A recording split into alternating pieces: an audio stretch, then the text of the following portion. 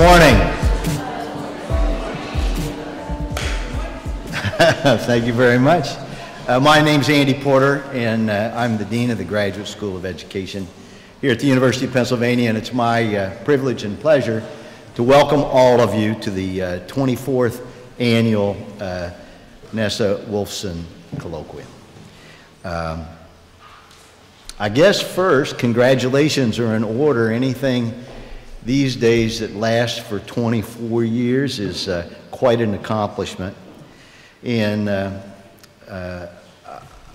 I'm sure, I'm sure that if Nessa was here, she would be proud to see the wonderful legacy that she has left to the University of Pennsylvania, and I think to the nation and the world.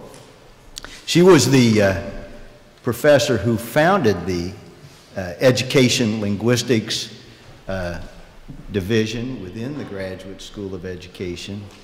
I'm very pleased to say, certainly one of the areas of work for which the University of Pennsylvania is known around the world. So I join Nessa in being proud of those accomplishments and proud of our faculty, and I just wanted to remind myself of our faculty, and I'm going to remind you of them. I'm going to name them. They're a very, very impressive group, and I'm happy to say they are the reason why many young faces are here today. So Nancy Hornberger is the chair of the division, and she's a renowned scholar that does so much, and we're so privileged to have her here. She's joined, I say, because I think, at least in my mind, she may be the senior member of the faculty. But Yuko Butler is right here, and Betsy Rhymes is right here, and Nelson Flores is over there, and Ann Pomerantz, is Ann here? Oh, there's Ann over there, great. And Santu Wagner right here. Robert Moore, front row center. Christina Lewis, Christina, I saw her. She stepped out. Christina works especially hard at these events, so she's running around. Juko Hondo and Diana Paninas. And I will say that while she's not here because she joins us in the spring, Diana Larson Freeman has been very much a member of this faculty since the tragic passing of Terry. So we have great students, and I just looked to see we have about 100, my numbers show 111 new master's students in the combined, they're not combined, but in the TESOL program and the Cultural Communications program. So that is the largest concentration across our 8 divisions of new master's students. So welcome new students as well. I won't introduce our speaker because Nancy always does that, but I'm very glad to have Marcyliena Morgan with us. Welcome to you, Marcyliena. Thank you for being here. And I'll close with just an observation, if you haven't heard already, and you probably have. This is the 100th anniversary of the Graduate School of Education, and we're celebrating our 100th anniversary all year long. And I really can't think of a nicer way to kick off this academic year than with this wonderful colloquium.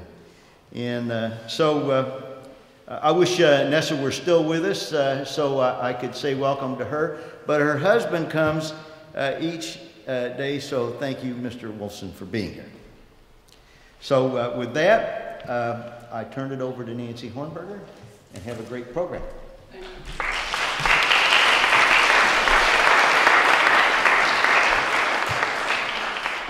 Thank you, Andy, for that great welcome. And you'll see that we have the 100-year anniversary banner up behind me here.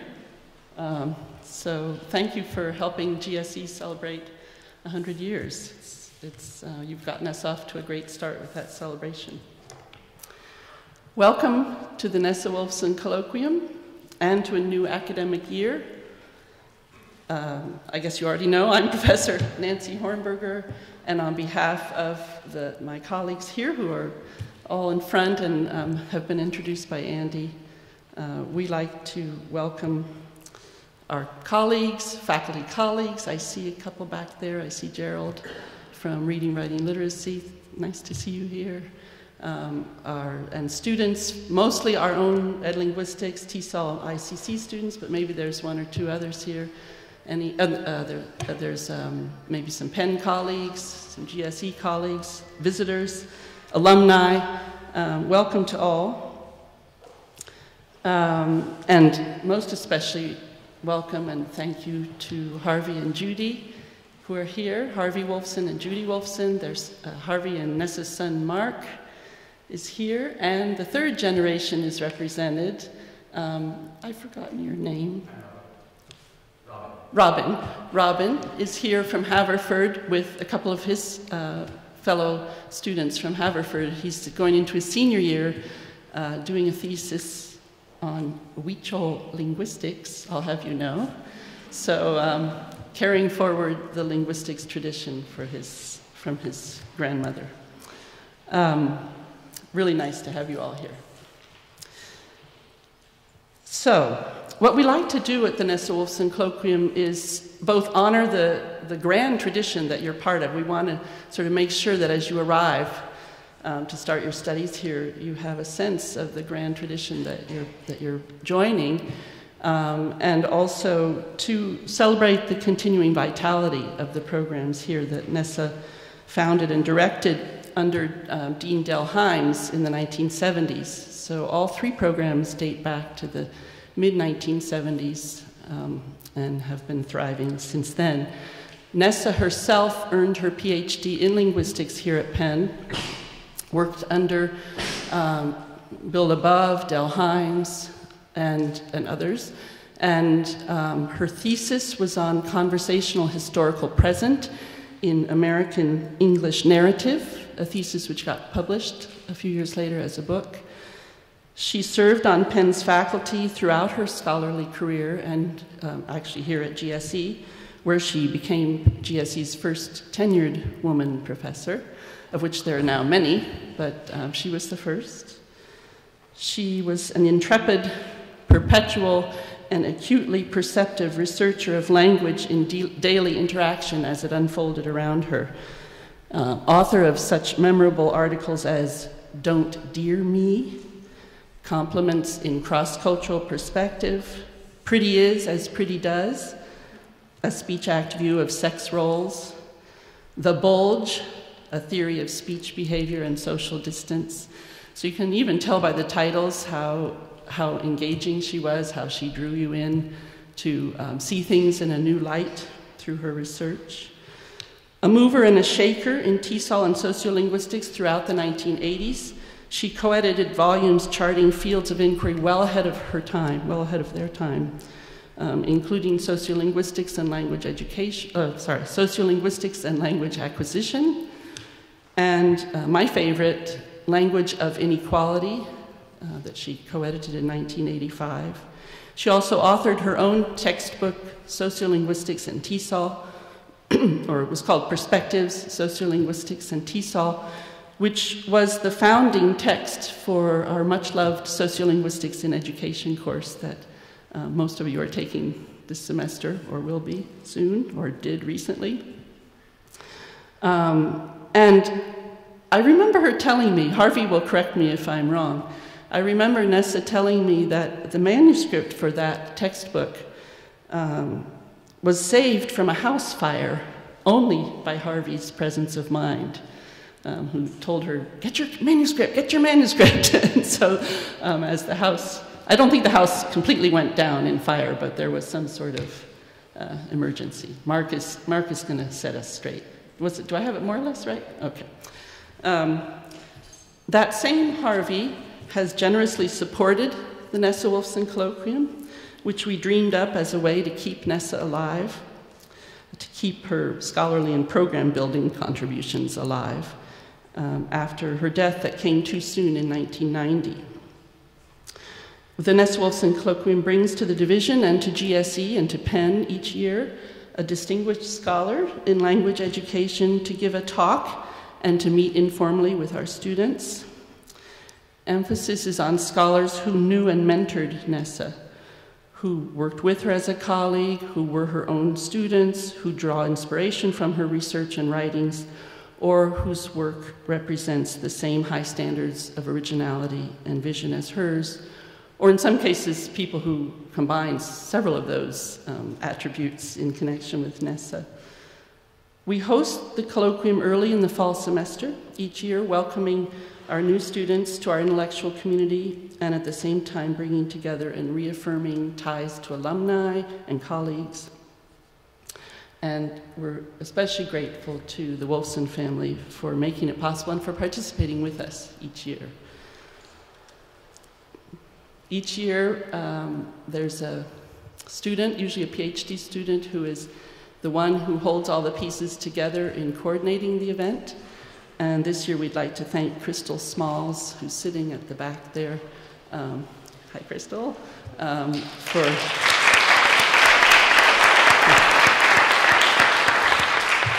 Great job. I understand you got some emergency emails last night when it looked like Dr. Morgan might not even make it because they were canceling planes landing in Philadelphia. So thanks for holding it together. Thanks for being here, Marcy. And Charles Washington there at the back always does a beautiful job of taping these talks so that others can enjoy them on the web. Christina Lewis was mentioned earlier by Andy. There she is, our program manager, and Suzanne O, Mary Schlesinger are also the staff that are behind the scenes, not just for today, but throughout the year, and we couldn't get by without them. This year's speaker, Dr. Marcyliena Morgan, was one of the first PhD graduates of the Educational Linguistics program. And in fact, I remember Marcy when I first got here fresh with my PhD as a new assistant professor, and Marcy was finishing up hers at around the same time. And she's now professor and founding director of the Hiphop Archive and Research Institute at Harvard University, fast-forwarding couple of decades there, and a lot of hard work in between. Like her recent delightful book, Speech Communities, that I think I'll use next time I teach sociolinguistics in education, the title of her talk today harks tantalizingly back to Marcy's origins here with Nessa, Dell, Roger Abrahams, Irving Goffman, and other founding sociolinguists here at Penn in the 1980s, while forging ahead with her own new and inspiring vision and insight, and we're thrilled to have her. I'm going to turn the mic over to Professor Betsy Rhymes to do the honors of actually introducing our speaker. Thanks.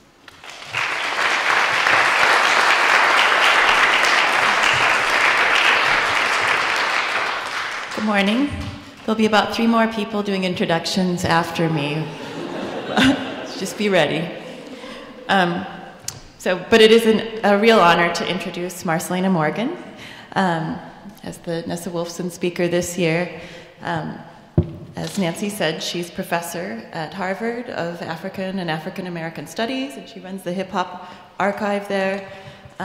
She's an extremely smart and cool person, so you should be excited about what you're about to hear. I first met Marcyliena in the 90s, when I was in my 20s, at UCLA, and she was an assistant professor there. She was in the anthropology department then, and I was very interested in getting to know her because I was working with youth in Los Angeles, and I was told by many other professors that she was somebody who would have a lot of insight. But I was very intimidated by her. I'm sure I seemed, I don't know, probably ridiculous. And I think part of the reason I found her intimidating is not because she looks mean or has some kind of imposing presence at all, but because she clearly has a very detailed understanding of what's going on when people are talking to each other. And just the sense of that awareness is something that made me very self-conscious and worried about what kind of impression I was making. You, as students in the linguistics department, may know what I'm talking about. But she also gave great advice, many pieces of great advice that I still remember to this day. One of which is very basic, which was just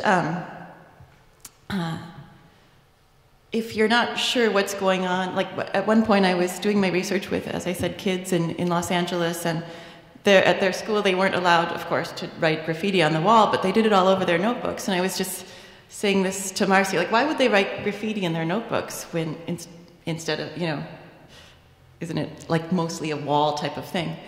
And she said, well, why don't you just ask them? And then I did. I started asking them about everything they were doing. I mean, it seems like simple advice, but it was also extremely powerful, like a lot of simple things. And another really cool thing that I remember about Marcyliena from those days, and that I think is probably still true about her, is that she kind of has this mantra that there's no excuse for ignorance. There just isn't. And I think that's a really, those are powerful words to live by. So, the other thing about Marcy is that she's an amazing scholar. So, she's published, she just published this speech communities book that Nancy mentioned, but back in the 90s, she was working on another book that she published called Language, Discourse, and Power in African American Culture, a book largely about women talking, right? And a great book. Then she published another book, The Real Hiphop, which was about the kind of Crenshaw neighborhood and the like open mic battling that goes on there from a linguistic perspective. And then this one that just came out that Nancy mentioned, Speech Communities. It's in the Cambridge Red Book textbook series, so that's pretty cool. And I just wanted to, I was going to say, yeah, you should read this this semester while you're taking sociolinguistics and bring up points from it in discussion. And I wanted to just close this getting lengthy introduction with one quote that I thought really tied this book together with linguistics. It's on page 130. It says, she says, literacy means more than reading and writing. We all know that.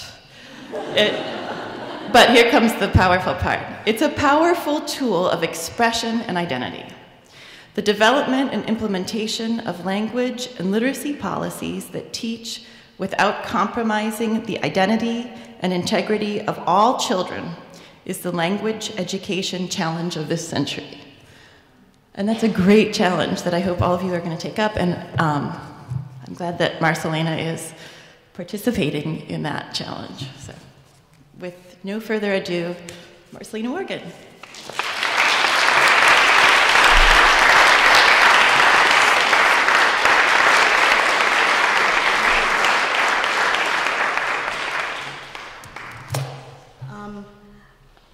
First of all, thank you so much. It's wonderful being here. I'm going to need help getting this connected back again. Is the mic on now? Everything's okay? You know, it's sort of like coming home is, those of you who go back and forth, you know, you're here for a while, then you come home. In your imagination, home may be, I don't want to have to go home because I have all these responsibilities, and here I'm my own person. There you're always 12 years old. And, but coming back here has just been wonderful. As I was listening to the introductions, at first I thought, oh no, I hope they don't tell everything. At the same time, I thought, you know, when you're going through this, that is, when you're in graduate school, you really don't think about anything except, can I get through this? Am I doing that? And you really are thinking in that particular way. And it really is a time when much more is happening in your life, to you, with you, and in the community around you. And I think that just listening to that and thinking about it becomes very, very important. I do want to thank Nancy Hornberger once again for pulling this together. Sometimes I can be very difficult in terms of email exchange, partly because the tech gods, I assume they're men, keep destroying me. And so I have this ongoing problem with the internet that it seems as though only I have. And so I do apologize. Anybody who's tried to get in touch with me and I 2 weeks later say, sorry, I just got your message. It is absolutely true. And this is also my way of apologizing to Crystal, who's, my God, she's patient, you know, and just nice. She stayed nice. Talk about compliment. She was always so nice. And I thought, you know, her back, you know, she's probably saying, you know, all sorts of wonderful names. But so it is really, really wonderful to be here, and I'm glad we are all able to do it. And I hope that we end up with not just a prepared talk, but a good discussion about some of the issues I hope to raise today. So now I'm going to pick the laptop up.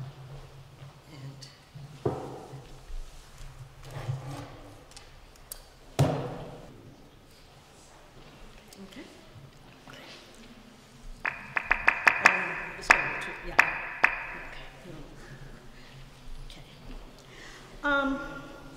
One of the, I happen to know how loud that can be now. One of the, so much happens as you're going through courses and reading material and thinking about work that you're going to do and your particular research interests. And one of the articles that actually made an impression on me was the complement is a social strategy. At the time, I wasn't as aware of how much it affected my overall thinking. But as years passed, I began to realize that there were various points that I think were really important that became central to how I looked at what people actually meant. I was fortunate enough to be raised in a community where you had to always think about what are they really saying? And those communities can be incredibly frustrating, but they're also very exciting in many ways because you figure out the code, you figure out what's going on and how to actually operate within that community and in many respects, many other communities. So that's the kind of environment I grew up in. In 1980, Nessa Wolfson and Joan Mannis published an article in the International Journal of Human Communication entitled Complement as a Social Strategy. It became a major influence in my way of thinking for 3 reasons. First, it identified a common speech event that is highly formulaic and one that I often found suspect. I always assumed that everyday compliments were often used to challenge a recipient's social face. So I grew up in a community when someone said, "You look nice today," you would just look at them and say, you know, I know I don't look nice. You know, I know how I look. What's up? You know, why are you saying that? So when you understand that words then don't necessarily reflect everything that's going on, what you do is end up going into linguistics, actually. So the article became this influence, first because it identified a common speech event that's highly formulaic. Second, it's because, as Himes observed, one knows a speech event exists because it is named. And as you may know, reading about African American community, a lot of speech events have names, whether it's signifying, whether it's reading, instigating, anything like that. There are names for these things, and hip-hop dissing, all sorts of things. And the naming becomes a very much important part of us realizing there must be a formulaic approach to that particular thing. So we know that not only is complement a speech an important speech event because we gave it a name, so it must be important in society. We also must assume that there must be also failed aspects of compliments. There are expressions like, I was trying to give you a compliment, or I meant that as a compliment. So Wolfson and Maness were concerned with the systematic analysis of the interactional function and linguistic structure of the named speech act. And they interpreted, which is also interpreted according to the sincerity of the speaker. But for me, what was also significant in the work was their discussion of solidarity, which I consider, of course, to be oppositional and collaborative. That sense of, do you mean it, or why are you doing it, becomes an important aspect of participating in a speech community. They write, the underlying function of compliments involves the creation and maintenance of solidarity, and that both the formulaic nature of compliments and the fact that their formulaic nature is not obvious are intimately connected to this function. Now, part of the communicative competence of native speakers lies in their ability to recognize sarcasm, which changes what may appear on the surface to be a simple compliment into a joke or insult. This same mechanism may turn a seemingly insulting remark into a complimentary one. These uses depend on the incongruity between two components of this speech act.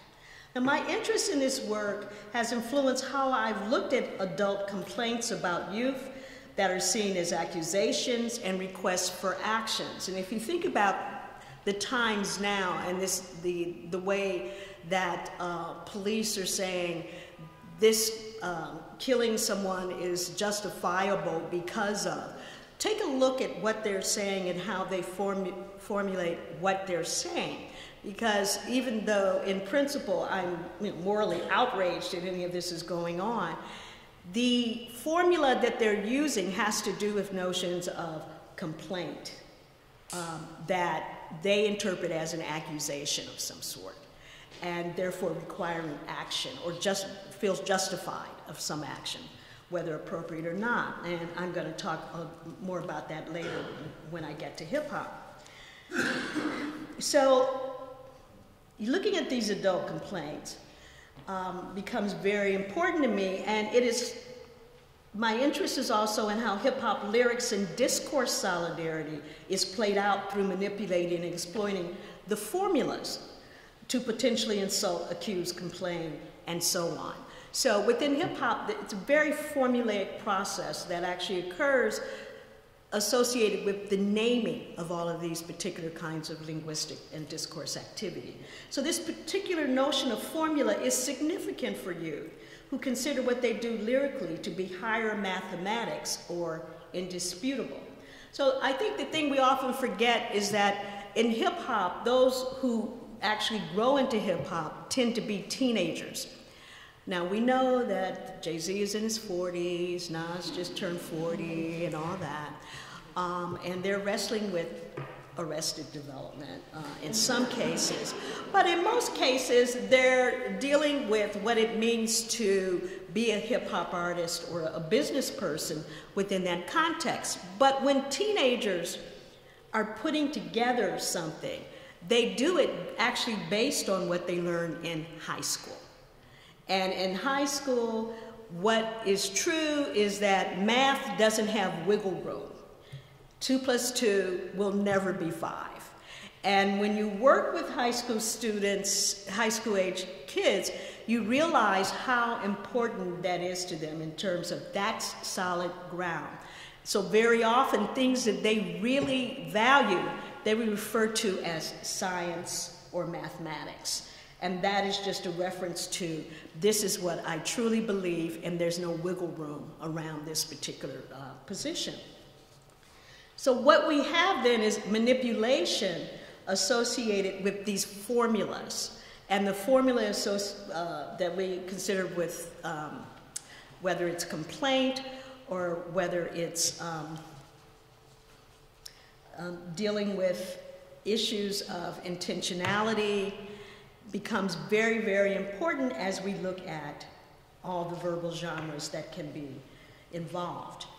So we're dealing with interpretation and intentionality itself as the aboutness. So when we say what did someone intend, we're not actually asking them a question, right? So we understand in intentionality, it's not enough in many societies to say, I didn't intend to insult you by saying that I was, in the hotel looking at the news, and this woman who's in the Senate, I don't know if you heard that yet, but one senator said, "You're looking plump. I don't like my girls plump," to another senator. Don't get too skinny because he likes it. Okay. And then someone else said, "I'd like a girl with flat stomach," to the senator. So it's just sort of like, and when they say, I didn't intend to, you just don't listen anymore, because no one is talking about, what you intended. This is what that means when you're talking to someone who's an equal. That doesn't really matter that you're saying that, except it's interesting that you're saying it. Other than that, linguistically, socially, culturally, we can look at that interaction and understand what's going on. So when we talk about, social strategy, and I thought that in the title itself, that complement as a social strategy becomes very important to think about, because we are dealing with social strategies and what we mean by social strategies. The reason why I have hustle in the title is because the hustle is really about getting heard. It's how can I get you to hear me? Not how can you get me to do what you want me to do, which is what we spend a lot of time trying to do with teenagers. But how can I get you to understand me, to deal with me and what I really am about? So it could just be the movement, and I'm going to move around, trickery, persuasion, activity, constant recreation and creation of words, expressions that you can't possibly follow and that you have to look up, and as Betsy mentioned, you must ask. Other than that, it's nearly impossible. One of the things that I always tell classes when I teach hip-hop classes, because very often people in the classes really consider themselves hip-hop heads. They're the cool, they know everything, they can quote things, and quite frankly, very few of the people are people of color. Most of them are very affluent young white males who know everything. And so, it's just like you have a fluent young white male who knows everything. Add hip-hop to it. Forget the swagger you might see in a hip-hop video. It's ridiculous. And you're looking at them, and they're explaining to you what really, really matters in hip-hop. And what we're talking about is all of that's in the mix as one moves and deals with, the persuasion, the trickery necessary, the activity itself that's part of the hustle of hip-hop. So it's everybody doing all these things that actually begins to build more and more within a particular kind of, especially language environment. What's interesting is that hip-hop requires that you have historical knowledge. So if you insist on saying, I am a hip-hop head, you really have to go back to Grandmaster Flash, Grand Wizard Theodore, Africa Bambaataa, and you have to know the history, because to be in that particular social setting requires that you have some sort of narrative and understand the narrative too. And that often separates the elite, that is people who have income and can end up in love with hip hop because their parents own all the record labels, which is generally what that's associated with at a place like Harvard, which is also very interesting. But these are really good kids, by the way. It's just that they're now in hip hop, where there's a value system associated with knowledge and with skill. And they don't leave it, by the way. They don't walk away from it. They learn how to do it because their commitment is at that level. So it's a teenage thing. It's that sort of association with hip hop is my culture that ends up moving in this particular way. And the reason why you get hip hop is my culture, and people actually having very interesting notions of what culture is that really match what we think culture is because it's based on what they learn between freshman and sophomore year in high school, which is basics. So a lot of these kids drop out. But you think about it,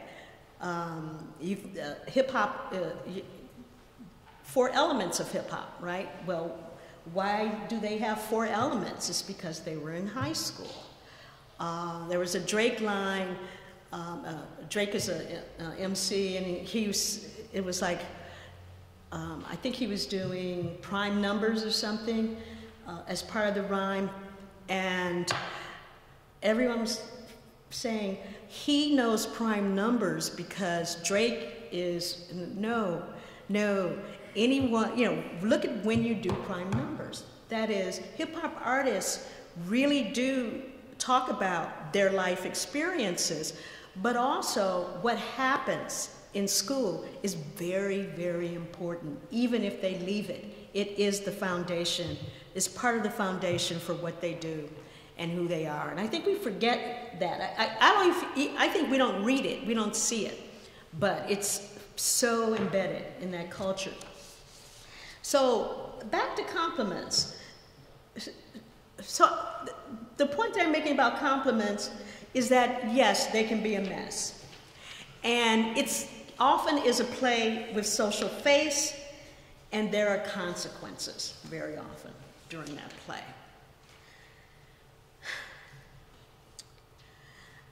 In talking about social face and consequences, I want to first do a bit on verbal genres and say a little more about them before I go to a direct example of how one might work, it might work. So in terms of verbal genres, they're characterized by communicative routines that are viewed as distinct wholes, separate from other types of discourse, etc. When we talk about verbal genres, we know they can occur within an event as well as be the event themselves. In that sense, they're regularly indexical to other speech events as well as symbols. Bauman defines verbal genres as an order of speech style, a constellation of systematically related co-occurrent formal features and structures that serves as a conventionalized orienting framework for the production and reception of discourse. More specifically, a genre is a speech style oriented to the production and reception of a particular kind of text. When an utterance is assimilated to a given genre, the process by which it is produced and interpreted is mediated through its intertextual relationship with prior texts. So the importance of intertextual and verbal genres was introduced in '86, of course, by Bakhtin. What is I think what we should think about as we incorporate more and more Bakhtin into these kinds of analyses is that the utterance must have addressivity and is always in dialogue with other utterances, texts, experiences, etc. And if you read across discipline and read in the humanities, they're talking about the same concept in terms of intertextuality, though they're not talking about it in terms of language. They're talking about it very often in terms of literary descriptions of things. So that intertextuality becomes very significant in our understanding things like indirectness, intentionality, etc. And intertextuality is something that teenagers are very, very much aware of. They may not express it that way, but if you actually look at some of the things they're saying, look at some of their writing, you see it's what we might call adolescent confusion is actually they're working through all the different levels of interactions of things. It's the teenager who not only has a high voice and a low voice within the same sentence, but it's also the teenager that knows that their parent is publicly a really good person and at home abusive.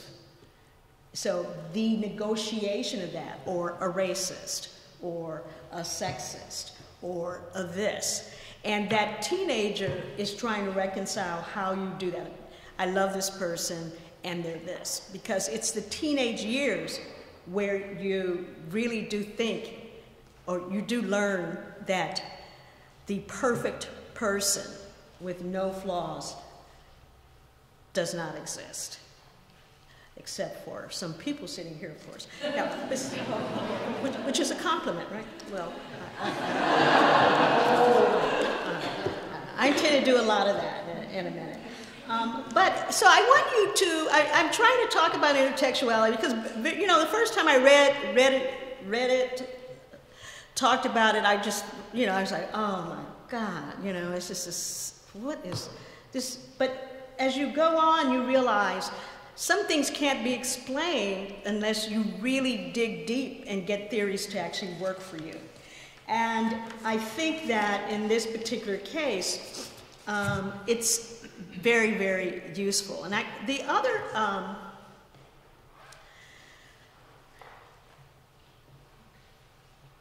thing that we want to think about as we think of intertextuality are actually the structural aspects of complements in and of themselves that are also pointed out in the article.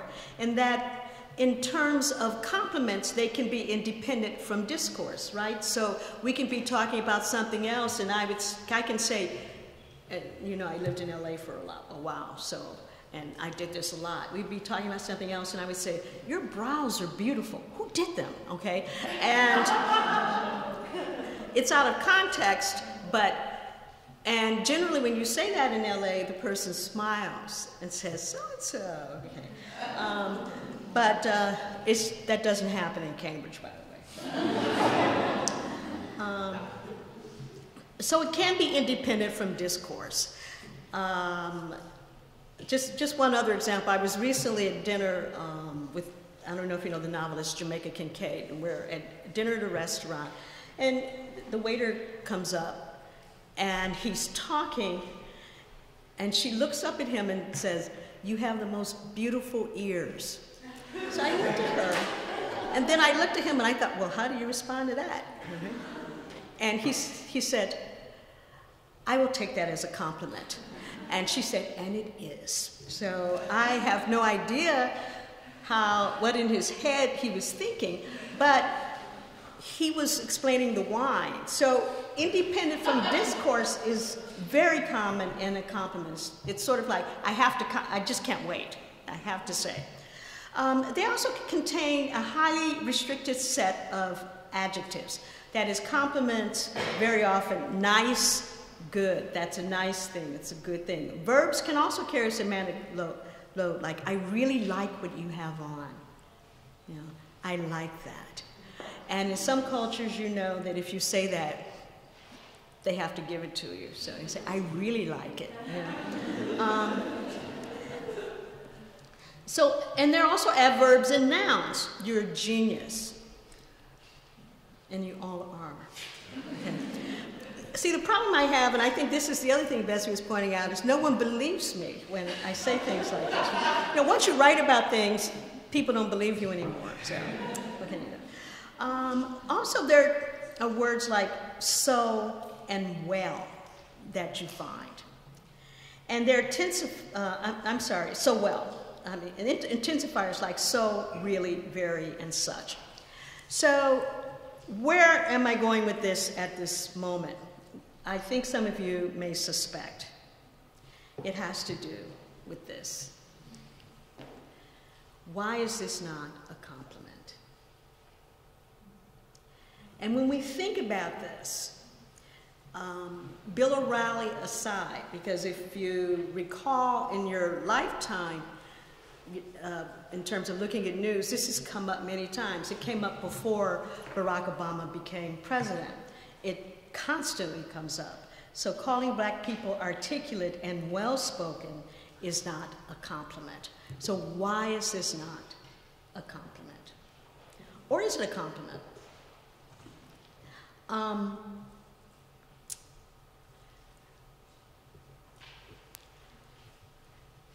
Also, if you think about he's so articulate, what that really means. In the book by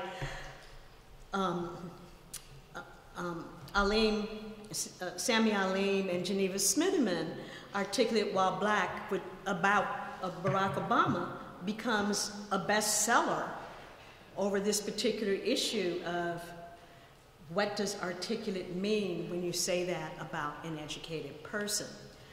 The New York Times wrote a piece on this after when Obama was running for president.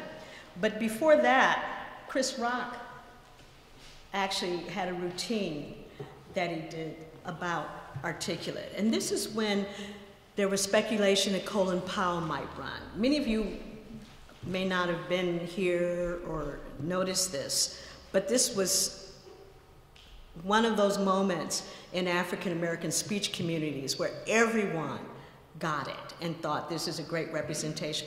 I wasn't going to actually show the video originally because there's one thing that he says that may have been said back then that may offend people. Well, there's a lot that he says might offend people, so. A lot of stuff going on this year. Everything racial this year. What's the big thing this year? Election. Colin Powell. He should run. He could win. Colin could win. He should run. He can't win. Colin Powell can't win. Colin Powell got a better chance of winning the bronze in female gymnastics than being the president of the United States. Get the fuck out. White people ain't voting for Colin Powell. Say they are not. Okay? Just gonna soup his head up, make him run, he'll get killed trying to run. Shit, Colin Powell. White people say they're gonna vote for him because it seemed like the right thing to say. It just seems like a cool thing to say. Yeah, I'm gonna vote for him. It just seemed like the right thing to say. Just like if you ask somebody if they want to be an organ donor, they always say yeah. Nobody wants to be an organ donor. Nobody. It just seemed like the right thing to say. Shit, organ donors for people with no faith at all. You know, what if they figure out a way to bring you back from the dead? And now I don't got no eyes.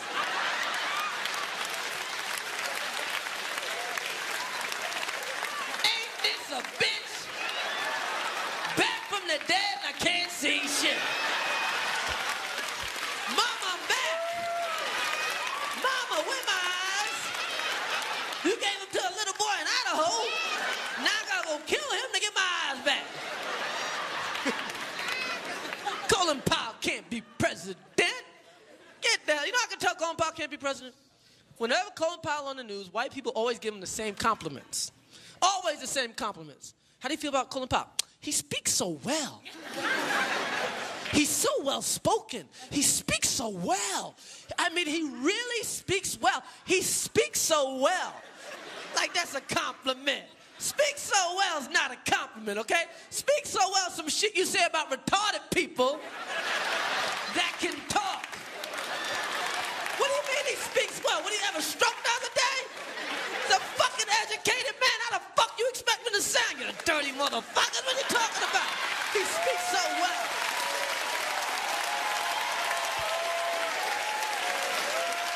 What you talking about? He speaks so well. What voice were you his mouth. What the fuck did you expect me to sound like? I'ma drop me a bomb today. I'll be preso dead. Fuck out of here. So now you get the anger and the energy and the irony and the sarcasm around Speak So Well. And the humor, right? Because satire there's a level of humor. One of the things I think people find confusing is that when you realize, okay, maybe I get it, you also realize you didn't get it before. And I think that what we're talking about in terms of both intersubjectivity and the whole concept of speech communities and the idea that there are very few things today that are unknowable. You can know almost anything. All you have to do is want to know it, right? So this whole notion, I think, really gives us an opportunity to have a different kind of discussion than we may have had previously. So Speaks So Well is a very, very interesting concept. As I've been doing work on this, I keep thinking, no one ever says to me, you speak so well. And I have no idea why they don't. They did as a kid, but now no one says that to me. And I think as Betsy was describing me as scary, maybe I'm scary. They're like, I don't know. So what we're talking about then in terms of social strategies is that very often language, the genres are social strategies. And it's very important for kids in particular to think of it that way. That is, they recognize that they can use language that you don't get. They recognize that they can actually really irritate you with language use in a particular way that makes them feel even more heard. And by heard, I mean powerful. But there are very complicated aspects to whether or not one is heard. So even if we do the Speak So Well, articulate while black, the entire argument around that, that doesn't mean that there's any change. It can just be that there's argument between speech communities. Well, you shouldn't speak that. Everyone should speak like that. Then this wouldn't happen. Being articulate is so important. Why would you make fun of that? And that literature is absolutely out there.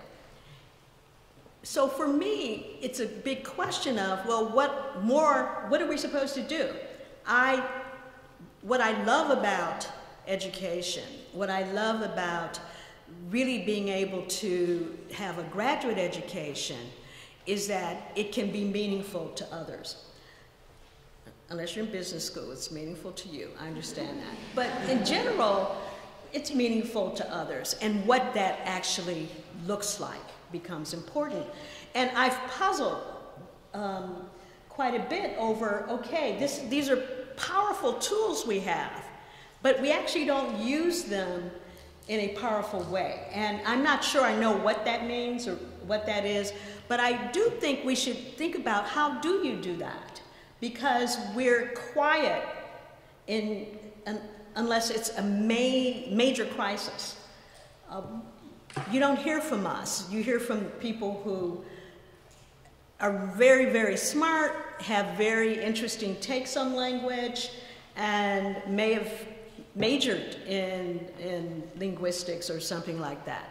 But you don't really hear from people whose career, in a graduate school of education or in the linguistics department. Very, very seldom. You can count on one hand the people in this country who actually publicly will talk about things. And so what does that mean? Becomes, I think, an important question. We care about education, we care about kids, we care about the areas that we study.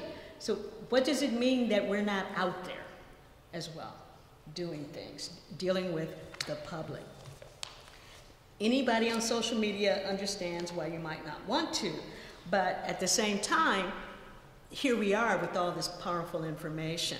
So one of the things I wanted to think about more was the subtleties of verbal genres and the play associated with it.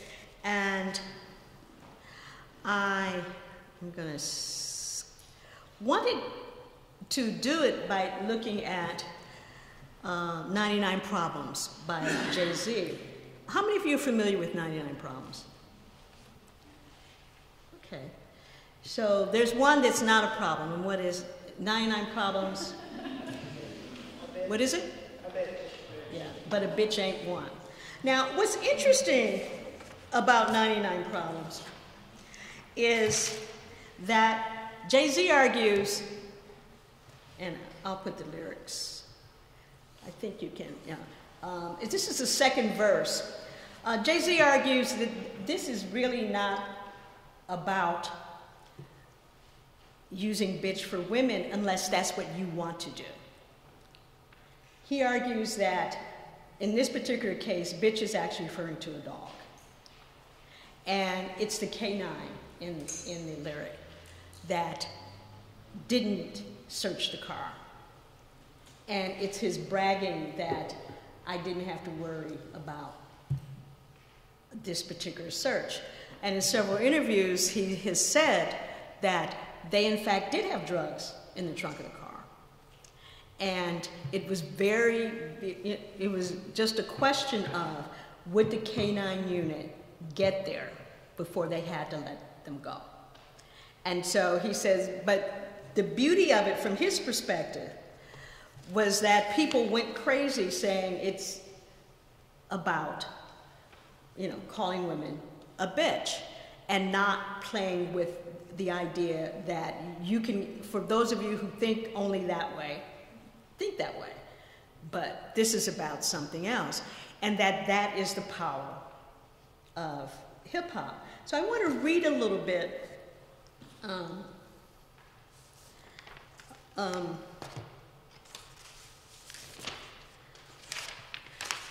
from his book Decoded, in terms of what he says about how he began to understand what people really think of young people from neighborhoods like him. So Decoded is the 2010 autobiography of Jay-Z, also known as Sean Carter, and for some people he is only known as Beyonce's husband. But it begins with a description of his first encounter with hip-hop as a 9-year-old boy exploring his neighborhood. Now, this is a description that I have recorded maybe 100 times. These descriptions always are like this. The details are slightly different, but the elements, every aspect of it is always there. His first peek into a culture that he would eventually dominate occurred when Jay-Z saw Slate, who he describes as a regular but slightly older kid from the neighborhood, speaking alone in the center of a circle of people, as if he were transformed. Others crowded around Slate, all the while listening, and then, quote, he was rhyming, throwing out couplet after couplet, like he was in a trance. Jay-Z's description of Slate commanding the hip-hop cipher included a critical portrayal of someone who stood in the middle of the circle for hours as he played with, toyed with, and slayed his language while rhyming about nothing and rhyming about everything, as well as rhyming about rhyming and the structure, layers, meaning, intentionality, ideology, and everything else that is language and discourse. Quote, it was like watching some kind of combat, but he was alone in the center. All he had were his eyes, taking in everything and the words inside him. I was dazzled, end quote. Now, that, as I said, is a typical description. And when you read these descriptions and listen to these kids talk about this, you have to say, what are we doing to them? Because this is where they often are, even though they may not be very attentive in school. But the particular analysis of the practice and ideology of hip-hop as framed by Jay-Z reflects the many perspectives of hip-hop heads. The intensity of language play is often described as a trance or a spell. The MC and listeners participate in the cipher and decipher the language flow of the MC as words and language are used to transform and intensify reality, not as poetry, though that may be an outcome, but as a passionate yet thoughtful form of language play delivered by someone from everyday life that shares everyday experiences through rhyme. And so during these times, people will say, teach, teach. They'll say science, science, as the rhymes flow, as language is used to reflect the environment, the movement, the mood.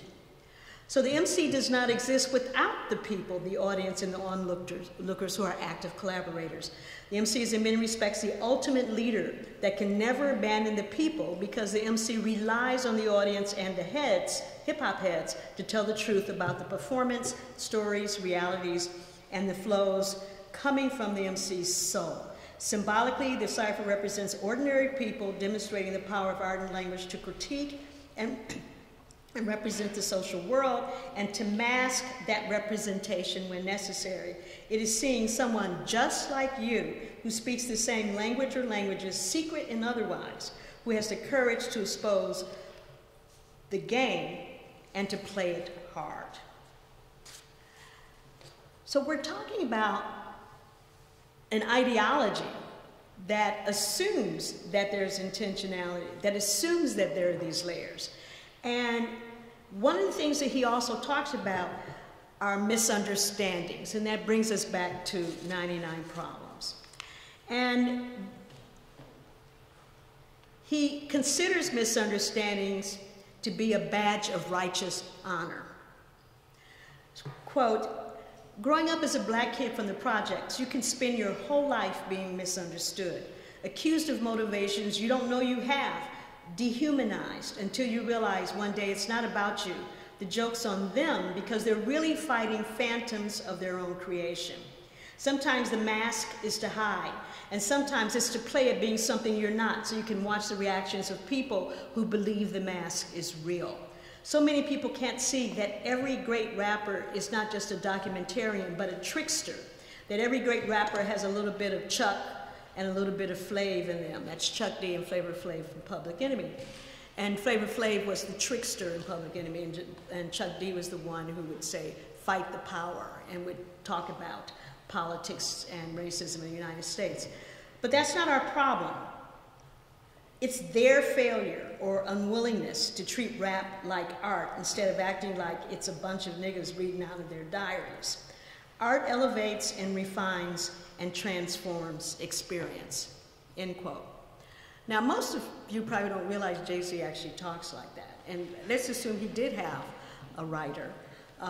But when he talks about hip-hop, he actually does talk like that. So one of the big I think important issues becomes,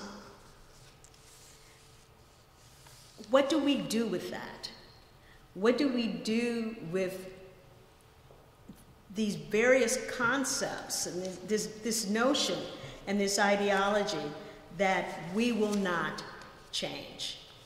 We will keep going at this until we're written into the landscape and respected as part of the landscape, even if you think we should not be.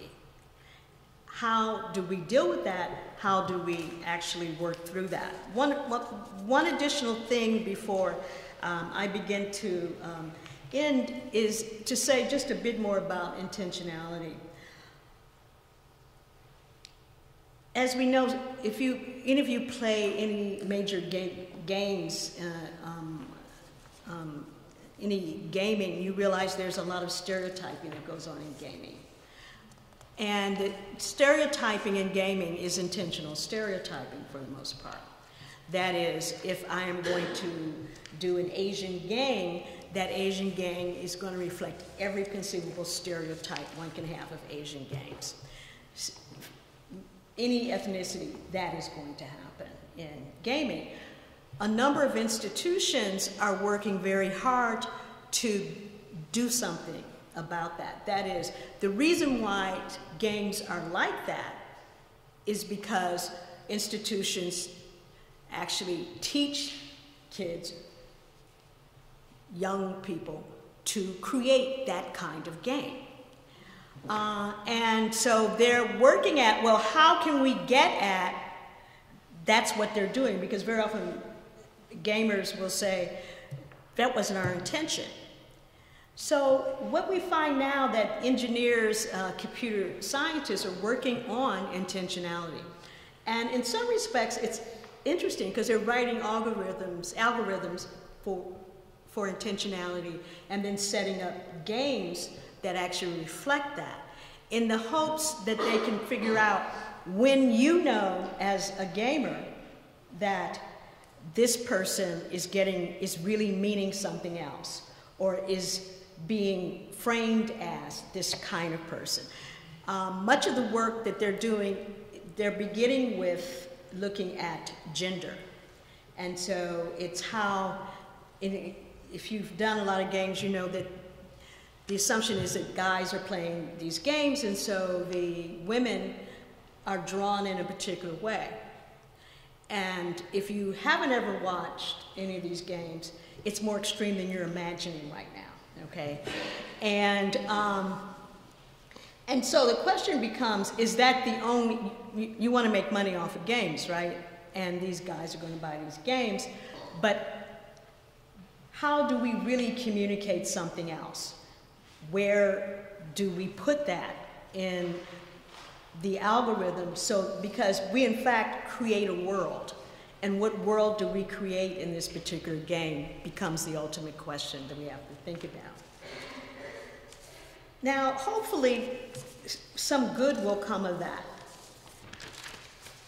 I am not completely, it obviously is going to take a while to think through that, because I don't quite understand a lot of that process. I worked quite a bit with the folks from MIT, but they weren't really that interested in much of the linguistic side of it, and they were interested in the philosophical, so they used a lot of Searle as opposed to work that's being done by linguistic anthropologists. And I don't know why in particular, except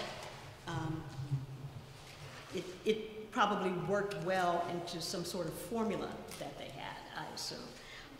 So I don't, it's not that I'm saying the future's bright, but who would have thought that books were coming out in intentionality in computer science, and that they're quoting philosophers and linguists about what intentionality means.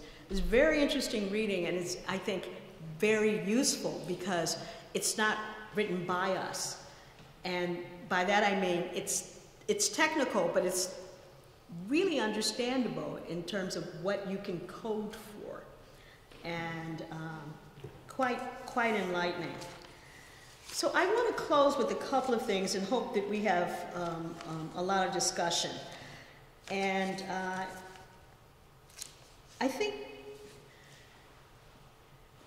the point here, and I didn't do every aspect in terms of talking about both complements and play itself and the whole idea of how all that might work and where that goes.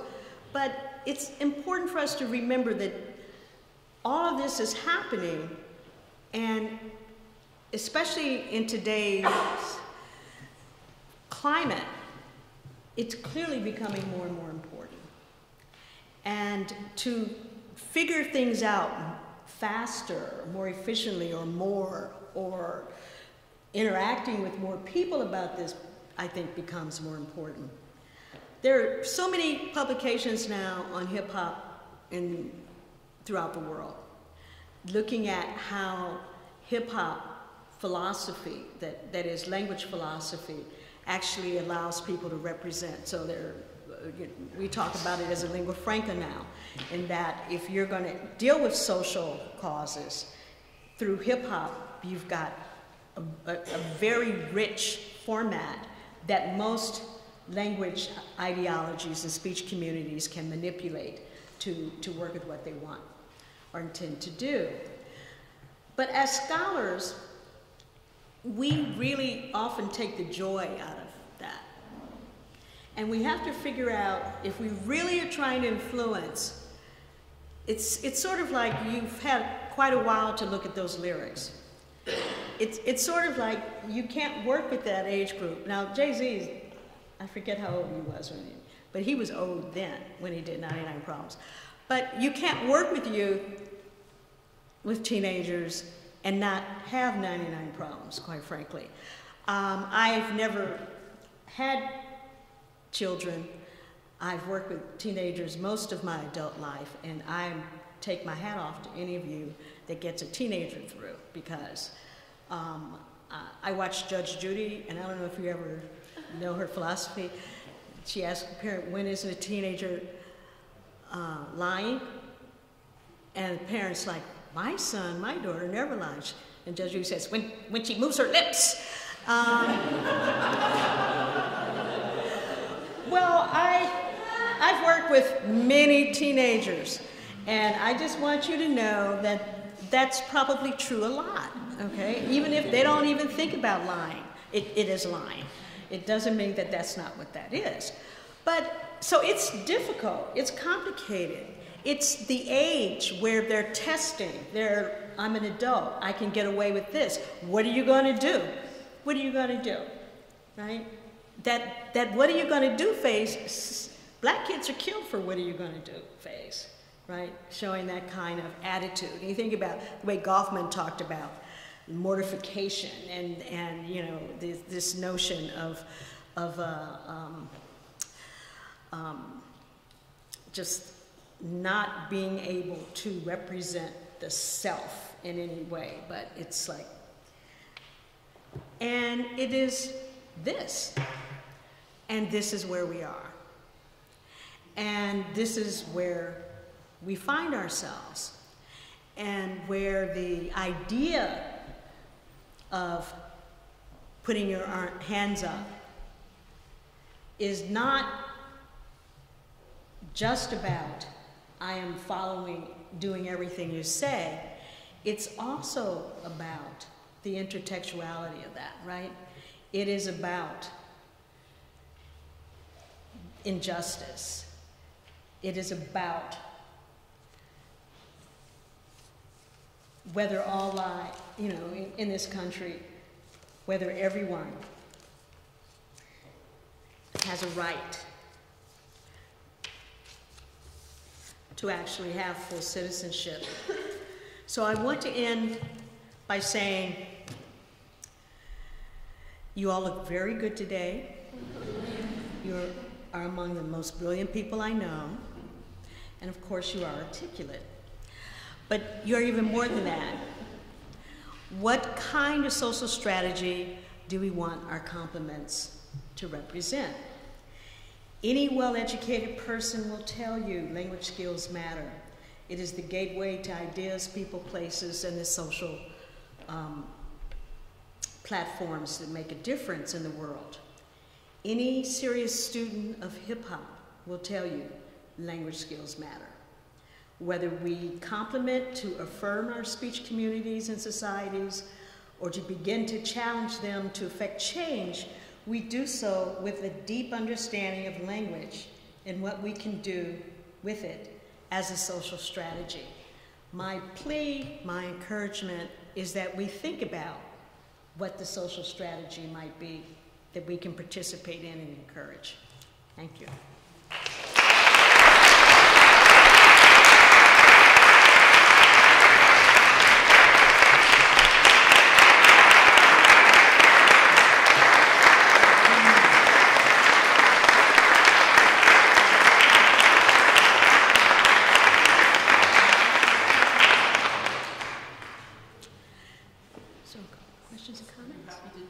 Absolutely, yeah. We have time, right? Yeah, we do. Okay, great. All right, sure. Questions, comments? Those of you know me know I'm also a talker, so you should come up with questions before I go off on unnecessary. I'll start. Okay.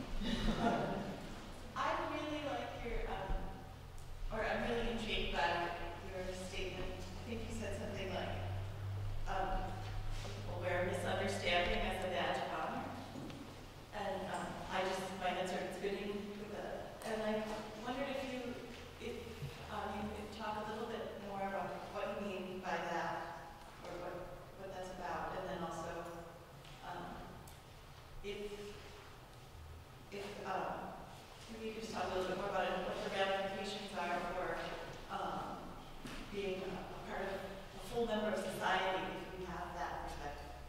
Well, you know, I think one of the things that I find really intriguing, but it's something that you can't really write about, is like, okay, so how do you teach, in general, racism? And I, you know, do courses where I deal with race all the time and all that, but it's not how do you teach racism in an academic situation. It's like, how do you teach racism to someone who won't experience it? And how do you teach race, that is, experience it directly? You may experience it because you benefit, right? Or you see it and you don't like it, or something like that. But you don't, you know, you're not experiencing it as a target. And how do you deal with racism? How do you teach racism to someone who will experience it? Because in both cases, you still have to teach humanity, right? Though in the ones who don't experience it, very often we don't think you must teach humanity. So the idea of misunderstood is a very important concept in hip-hop lyrics. Nina Simone had a song, Misunderstood. And you may have heard it if you heard either, and Don't Be Ashamed, Lil Wayne, or Common. Because Kanye West was a producer on songs for both of them, and he used the song. One he sped up, and the other he had someone else sing it in a very soulful, painful way. And in both cases, they're talking about this whole concept of misunderstood. But misunderstood means that you're not being seen. And it becomes a badge because there's power in that. That is, you don't have control over I don't have control over people being, I had a complicated flight getting out here, and when I got on the plane, I thought I was in one seat and I was in another, and there's this woman who, I don't think race had anything to do with it, I just think she was a certain type of person. And as I'm going to, so I put my bag up, and she said, I need room. And I said, I'm at the bulkhead, I have to put everything up. And she said, you're in row 2, right? So I'm in some version of first class, it's not really first, anyway. And I looked at her because the flight had been delayed. You know, it was just like 3 hours of pain. And I understand she's upset, but I just looked at her, and she did like that. And then the flight attendant came to me and said, what are you in? And I said, I'm in 1F. And she said, yeah, you're in 1F. And she looked at the woman. The woman said, I'm sorry, because everyone's looking at her like, what's wrong with you? And she said, I thought you said 2. I thought you said 2. And when I look at that, I'm like, all right, in terms of interactions, people make assumptions all the time. I don't know what she thought. I don't care what she thought. And I think that is part of what I mean by power. I didn't need to know what she thought. You know, I have a ticket, I have a seat. She can think what she wants to think. But you also hear the tone in my voice, right? It's just like, I could give her what she thinks. All right, I bought a ticket too. So it's sort of like, and I've been waiting 3 hours too, as we all had. But the point is that when you're a teenager, you're not necessarily so rational about that, right? And so they're talking about being misunderstood, and very often they're acting out because you don't believe them anyway, you don't care about them anyway. A teenager will say, you don't believe me anyway, and they may actually have lied, all right, that time. But they're speaking in general. And so you really, but that's what teenage means. young black teenagers may pay very serious consequences for that. And that's what's complicated. So how do you teach your child not to run? I remember we used to talk about this all the time. You cannot run. You cannot go outside and run. This is not about gangs. That is about the police. If you go outside and run, the police are going to stop you. So you can't run. Now, how do you do that? So that becomes a very serious kind of issue. So the misunderstood part is this kid saying, I'm doing it anyway. And I don't know how to negotiate that. All right? Because it takes all of us to negotiate that. But I do know that I can really defend the interaction. That is, no, that is not a kid being bad. That's a kid dealing with a particular situation. If we don't get rid of the situation, we're going to continue. And I think that finally, we're at a point in this country where there's fatigue. That's not a good thing. That's not saying a great thing about the country, because you're just tired. I was in school, graduate school in England, and I remember, and it was a time when there were all these bomb threats on the tube from the IRA that I didn't even know when I came that they were still doing that, because it didn't affect the U.S. directly. So you didn't. So, and I remember this a classmate of mine in the graduate program said, I'm so bored with this, with having to worry about this. I'm bored. And I thought, bored?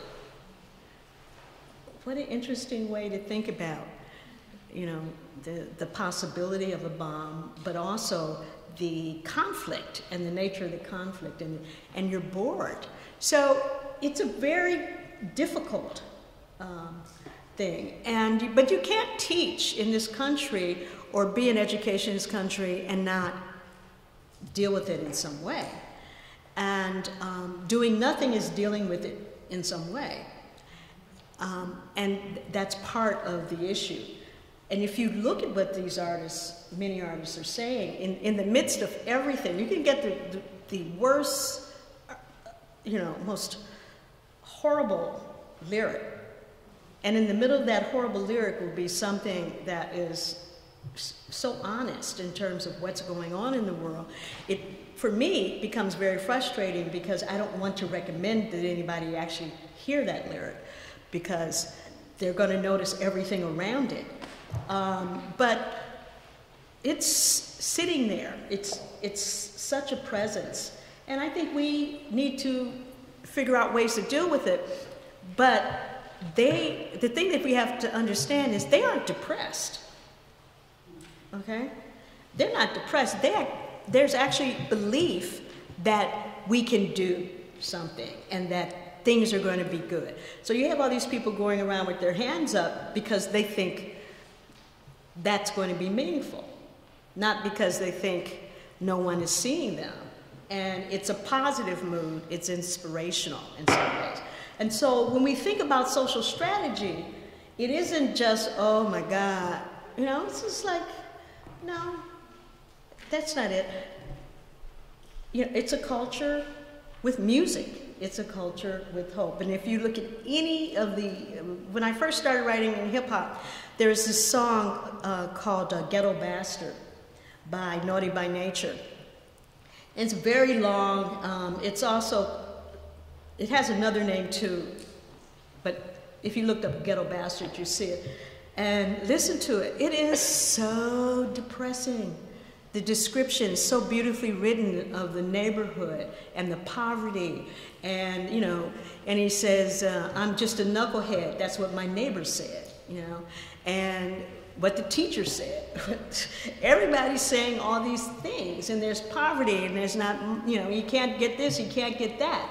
And he keeps saying, why me? Why me? And he says, you want me to rap and say something positive? Well, positive ain't where I live.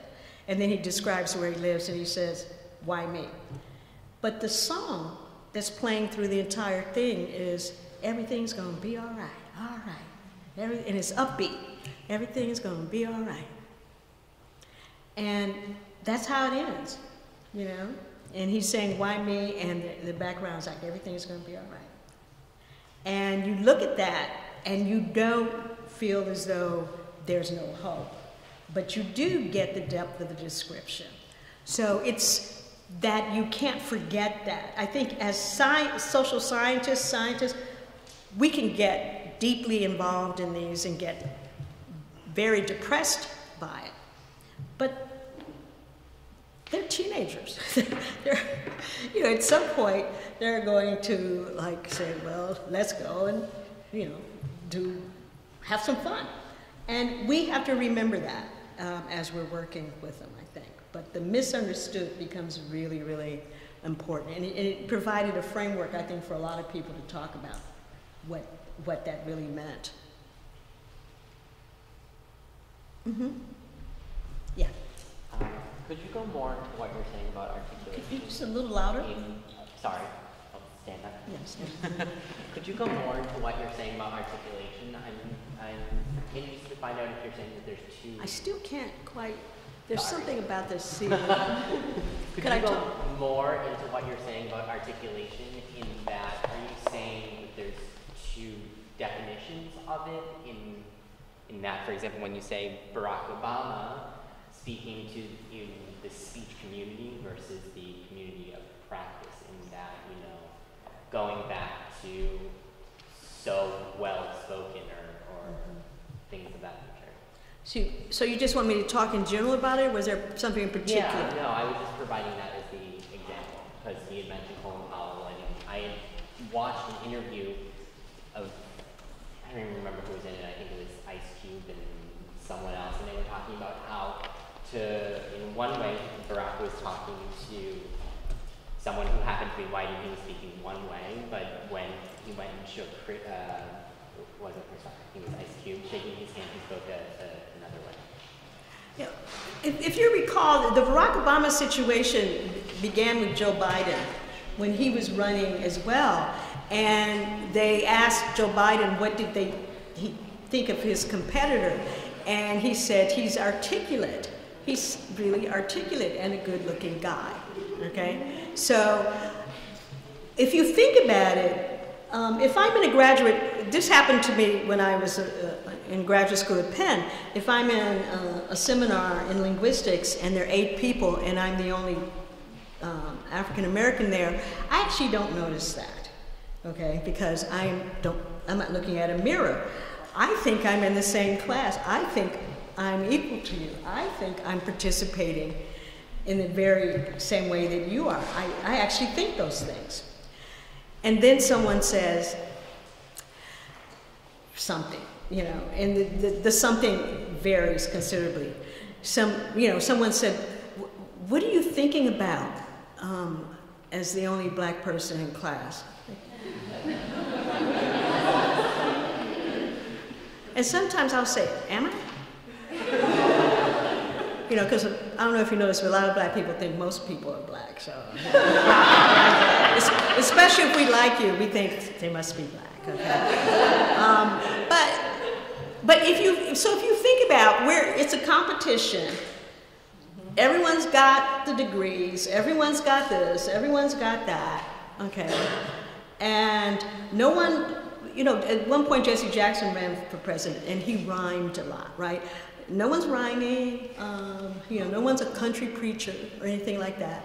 You know, everyone is, in many respects, on paper, very, very similar. And the thing that you say about the black guy is he's articulate. You know, he speaks so well, right? You take a general, who was also, you know, secretary, speaks so well. So if you think about that, and also we think about the things that we know in terms of language. You know, for example, just markedness, the marked and the unmarked. Very often people don't realize. The thing about markedness in language is that it's so deeply embedded that you don't necessarily, you know, I remember learning, why is it that we have irregular verbs? I can't remember who taught me, but the first thing they said is because there aren't too many of them. And I thought about it, and I said, what do you mean? And so this was a very creative person. So the class exercise was write down every irregular verb that you can think of. And it turned out we could do that. All right? But we could never write every verb we can think of. So in order to be irregular, there are only so many that you could do and actually work that way. One of the things that I explain to people when they look at hip-hop lyrics is that it isn't all code. There has to be there has to be a foundation where the language, you can't do a phrase that is a hip-hop phrase and a spelling that's a hip-hop spelling and a word that no one knows except in the block that you live on. You can't do everything because that's nonsense. No one can make any sense of that unless you're doing syllables, which is something that they often do in hip-hop, right? So they'll do sound symbolism, on and on and on, as well as beatboxing and things like that, just looking really interested in vocal ability. So when we talk about marked, unmarked, it's not necessarily, you don't want to kill the person who says it unless they won't stop, okay? You don't realize it. But once you get it, it's like, don't do that again. It means something else. But it is very, very much a part of something. The other thing is, and that I think you may not realize, and some of you who've learned English as a second language and are very fluent get this too. You know, because those who were born in this country and don't look as though they're African American or white American, because those are the only two types that some Americans think are American, right? But you're speaking perfect English, and they'll say, where were you born? You know, and what are you supposed to say to that? So when you think about the marked, unmarked, and people aren't necessarily trying to insult, but it's important that you say to them, you do realize, because that way the next person, if they do it to the next person, you know, okay, all right, I understand what you're dealing with, because those categories are real. And I don't know what to do about that, except we can make it clear that this is what's going on. Now, but the other side of it is, if you are clear and a person is finding out for the first time that they've been doing this thing all along and they didn't intend it, they may respond very negatively towards you and consider you to be arrogant, to think you're better than other people, and all sorts of things. That is something we need to talk about more too, because it's very, very nasty. And it is true that I do really listen to what people say and do think about that. And there have been occasions when someone said, you've been quiet, what do you think? And if someone knows me is near, said, no, don't ask her anything. Because I'm usually not quiet. It really meant I was really paying attention. And if I end up telling them what happened, they will often be very angry with me. And I wouldn't have said anything insulting or personal. I just would have done an analysis of what actually happened. They would be very, very angry with me because I was hiding something from them. And that is the ability to do the analysis. And so there's this, when we talk, so clearly the person's making an assumption that I'm a professor at Harvard. Means very little in terms of what they think I might know. You know, I got my doctorate from the University of Pennsylvania. And it's like, doesn't count much. You know, I mean, I did a degree in theoretical linguistics in England. Doesn't count much. You know? So that's the reality. And it's that play, it's that interplay that is always being negotiated. when I was at UCLA and we were looking at studies in classroom interaction and teacher focused classrooms and various things. There were always these classrooms where you have the teacher in front and they'd ask a question and you have the kids and there'd be a black kid raising their hand and they actually don't see them. So later when, so we're in labs and everything, we're talking about it and we say to the person, did you ask the teacher why she didn't, each time they would say, she didn't see them. Now, when I say they actually didn't see them, I don't believe they didn't see them, okay? I believe that they were destroying the soul, okay? And I assume it was intentional. I really do believe that when that happens, because you can see it. Why don't you call on that kid? And if I've been in the classroom for months, I know the kid's not a troublemaker, why aren't you doing it? It's very, very mean. And I don't think people should have the right to do that. But you see that much too often. So, what are we supposed to do? Well, something. And I'm not trying to be depressed. I'm actually not depressed about this. Do something. Don't do anything crazy, right? You say. I think you may be 100% right, but you're dealing with power in the situation and things like that. But think about it. We need to think more proactively about some of these things because we're working so hard to do these and this work. We're really committed to it. We love it, and we need to think about it. Whether we're dealing with it in terms of gender, race, social class. We can really make a big contribution and are at many levels, but very often within our own realm, institutions, and not outside of those institutions. And I think it is complicated to do that. Listen, I started a Hip-Hop Archive. Do you think I was loved for doing that? I was not, all right? I was not. Boy, did I get it. Why would I start a Hip-Hop Archive? Well, two things. The students who kept giving me things because they knew their mother would throw it out once they graduated from college. They're like, you have to keep it. But the other thing that did it were mothers who cared about their kids, and I wanted to do work on women only. One of the things I did coming out of University of Pennsylvania, especially working in sociolinguistics, was I was not going to do anything about young men. I was sick of it, everything. Women are in the community too. I was like, we've got to have representation. We've got to do things on gender. We've got to do this. We've got to do that. First time I go to Mississippi, right? And meeting with women because I was looking at this intergenerational project, the women said to me, we understand you're from, a wonderful group of women, we understand you're from LA. Do you know anything about this hippity hop? And I thought, well, our kids love it.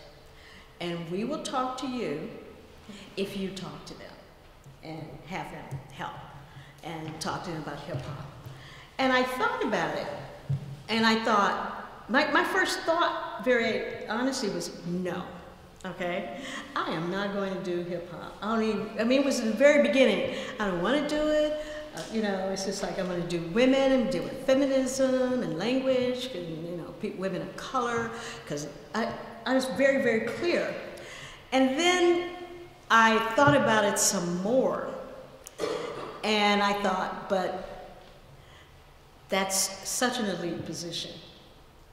I would be very happy and maybe important person if I had done that work.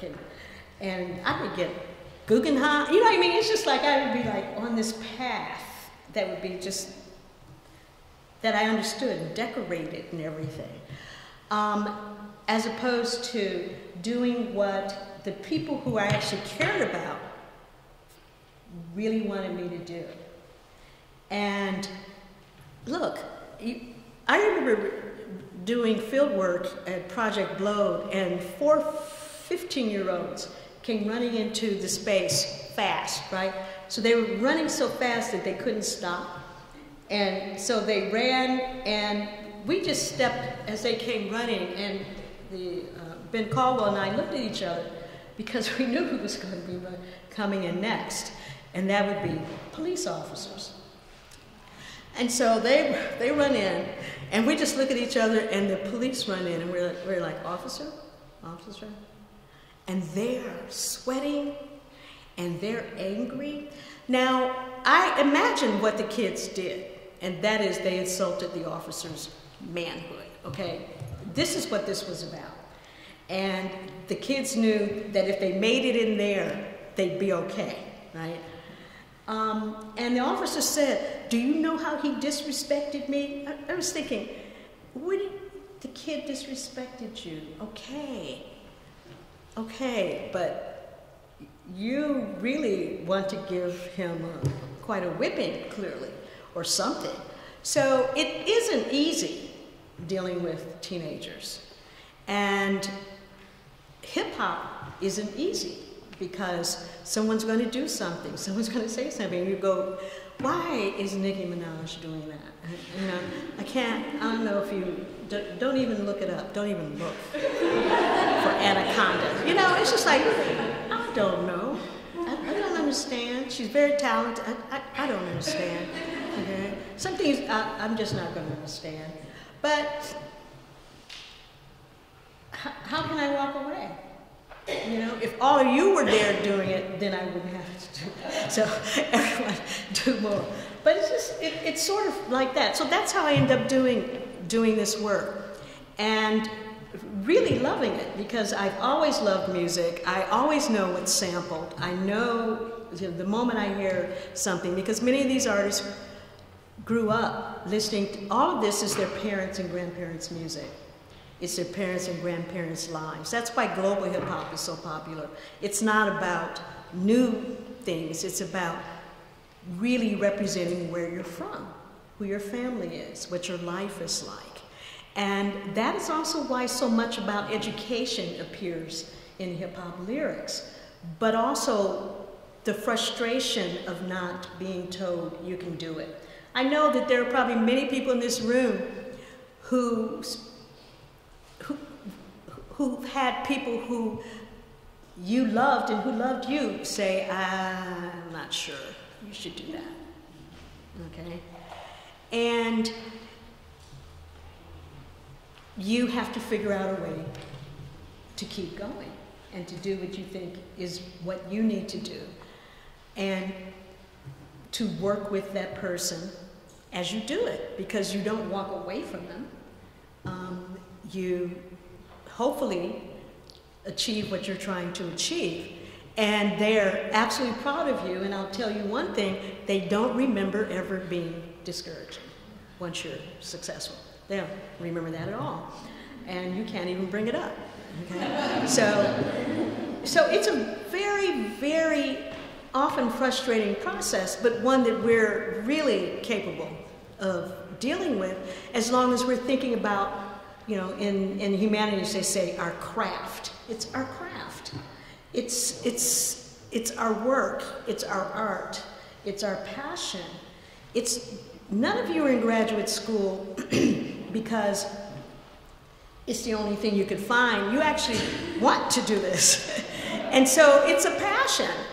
And even when you're having a hard time and can't get that sentence right or that paragraph right, the reason why you keep going is not just because I've spent all this money and I can't phase it. All those things are there, but it's also your passion. And remembering that and understanding that the kids have passion, I think is half the battle. Mm-hmm. I have a question. Well, also a comment. So I really appreciate how you give agency to the teenagers in terms of using it as a social strategy in terms of dealing with things that are happening in their lives. But I worked in a middle school this year, and it was really interesting to me just how much of hip hop influences their life.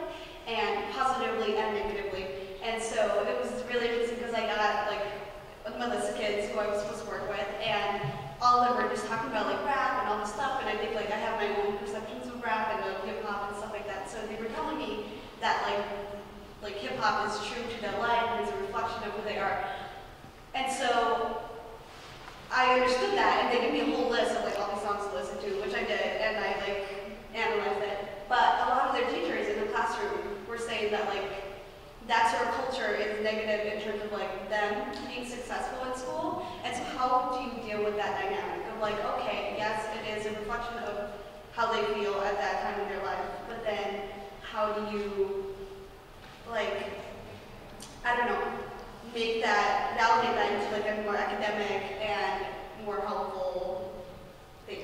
You know, I mean, if you think about it, one thing I always want to say is use your intuitions.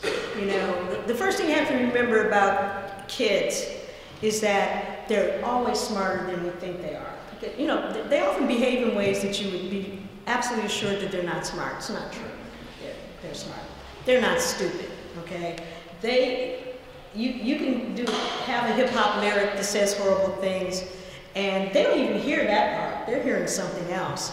But they can quote those words, but they're rhyming as far as they're concerned. So you're dealing with a particular age. But the other part is, it's just like if you look at someone like, I don't know if you know Chris Emden, who does STEM research. He grew up in hip hop. He grew up, you know, he's very well educated and all this.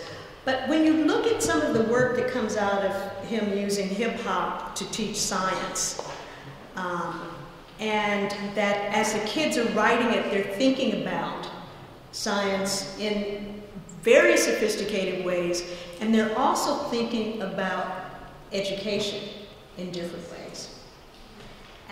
They don't expect to write raps in every discipline, but doing that really releases this notion of, if I'm smart in school, if you talk to kids who are smart but don't want to be smart in school, they will always tell you that they don't want to show it because of the teachers.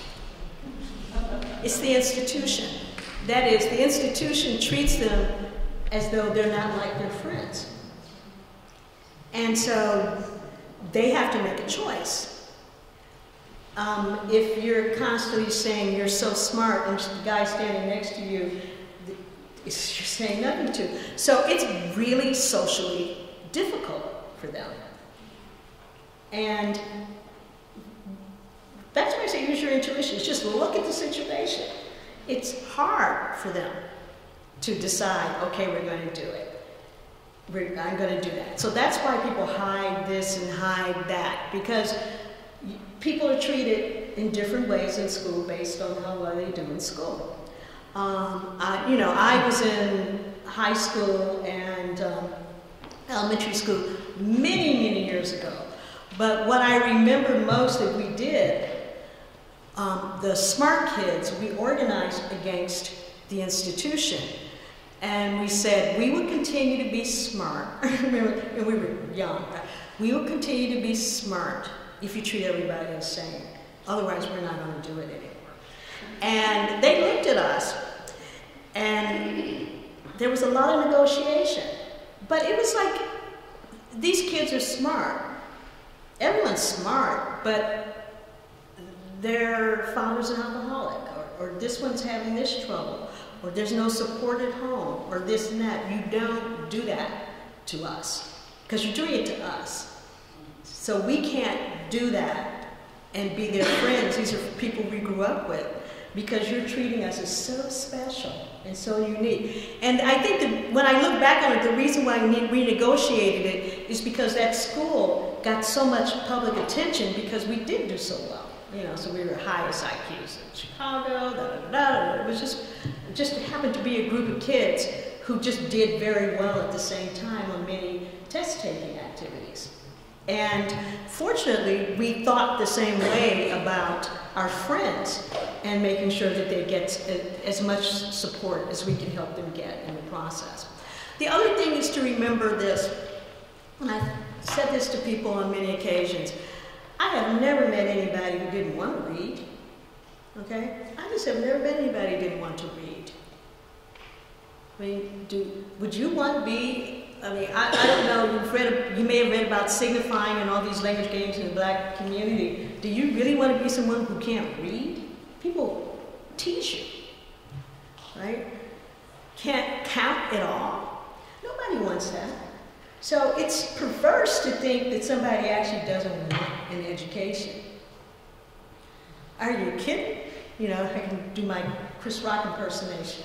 It's just like, are you kidding? They don't want any money. They want somebody else to count their money all the time. Because when my job when I was here in Philadelphia, I worked in adult literacy. And one of the reasons why people were in those adult literacy programs, and let me just say, the majority of people were white working class, who for various reasons were pulled out of the school system. Very few learning disabilities. It was, I mean, you never really found out everything that went on. But one of the things they kept saying is, this way I can count my own money and I can read my own mail. Because someone's doing it for you if you don't do it, right? So, do you really think that people don't want? It doesn't even make any sense, okay? So, if you think about how much we're getting reading's acting white. What about reading is acting white? Okay? What about math is acting white? That doesn't even make any sense. Okay? You have a black president.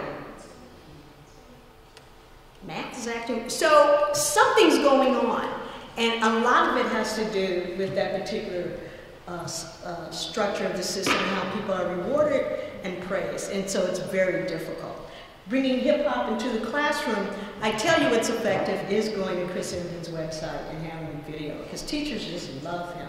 It just, suddenly they become different people. We don't want you teaching hip-hop, however, okay, because then you turn students off. But, you know, especially if you do that hip-hop, hippie-hop-hop, it's just like, you know. But there are lots of examples now, especially some things that he's developing, and a number of foundations giving him money and support to actually do some things. He's very good at many ways, so we obviously have a lot of collaborations going on. So, okay. We're gonna let you stop and have some lunch. You're beautiful, you're brilliant. Thank you. Well, thank you so much.